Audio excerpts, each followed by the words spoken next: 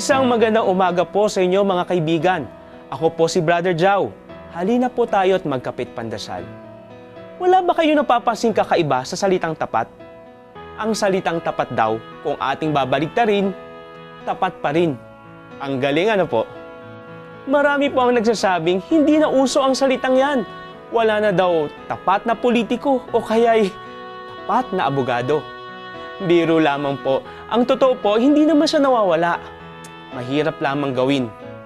Pero hindi ba kayo nagtataka na gaano man ito kahirap, ay maraming pa rin tayong nababalita ang nagsisikap maging tapat.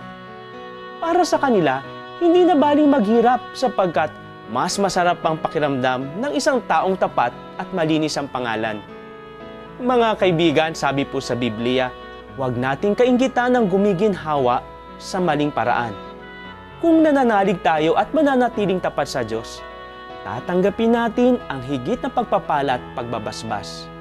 Kaya nga po, ipanalangin natin na gumulo man ang mundo, mahirapan man tayo, at baligtarin man tayo, masabi nating tayo'y tapat pa rin. Amen.